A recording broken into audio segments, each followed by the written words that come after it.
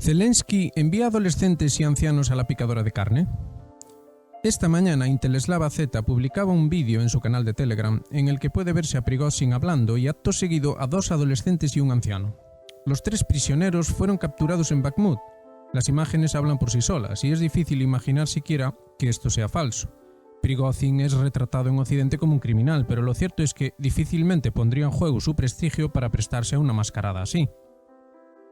Hemos dedicado multitud de vídeos a demostrar que Occidente no va a ceder y que solo le sirve la derrota total de Rusia y China, puesto que su proyecto, el proyecto en realidad anglo-sionista, solo es viable mediante el robo y la extorsión y no puede permitir otros proyectos, especialmente si estos tienen coherencia étnica, ideológica o, peor todavía, un planteamiento tradicional.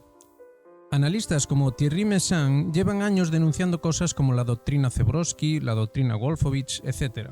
En su último artículo hace un nuevo balance de la situación en torno a Ucrania, que vale la pena leer, la verdad.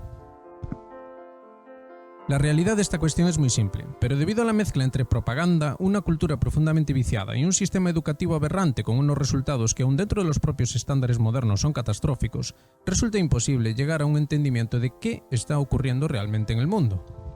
En Occidente no existen los países tradicionales. Las cosas que ocurren no son debidas a políticos incompetentes, sino a que, manteniéndose la ficción de países, se gestionan unas sucursales del proyecto anglo-sionista mediante unos CEO que siguen las órdenes dentro del guión prescrito. Las poblaciones de esas sucursales son asalariados a los que se les deja fantasear con que son ciudadanos. No pretendemos decir que la situación sea mucho mejor en los países orientales, pero allí al menos apelan a principios completamente diferentes. Principios del mundo de antes, es decir, parece el regreso de la tradición. Esto precisamente es lo que pone de los nervios a los líderes del proyecto anglo-sionista, con lo cual, ¿cómo no concluir que esto es la lucha entre la modernidad, que se creía triunfadora, y la tradición que, contra todo pronóstico, ha vuelto a aparecer en escena? Lo ocurrido ayer en la región rusa de Briansk puede interpretarse más que como un atentado terrorista. Medvedev ya ha declarado que Occidente es colaborador directo de los terroristas. ¿Hay alguna duda acerca de qué es todo esto? Occidente busca una guerra total que aniquila a los rivales de su proyecto, pero ¿qué es Occidente? Usamos esta palabra porque no queda más remedio, pero este Occidente no tiene absolutamente nada que ver con el Occidente tradicional, el de la cristiandad. Pongamos como ejemplo España. La sucursal que a día de hoy lleva el nombre España no tiene nada que ver con la España tradicional. Entonces, cuando hablamos de hispanismo, no hablamos en absoluto de la sucursal citada. ¿Hablamos entonces de disfrazarnos de Hernán Cortés y hacer como que ha vuelto la España tradicional? No. La España de aquella época no puede volver porque se perdió por completo.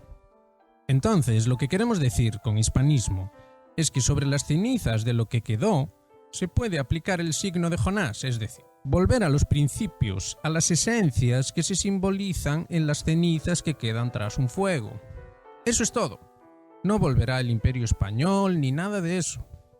Pero sí puede construirse una base tradicional sobre las cenizas, es decir, una construcción intelectual que defina el significado profundo de conceptos como Europa, América o España. Ese significado profundo es lo que llamamos tradición. Esta construcción de la que hablamos no tiene nada que ver con lo económico, lo político o lo social, ni siquiera lo cultural. El mundo moderno está desapareciendo. En el próximo vídeo sobre América hablaremos de cómo y por qué ese mundo está desapareciendo.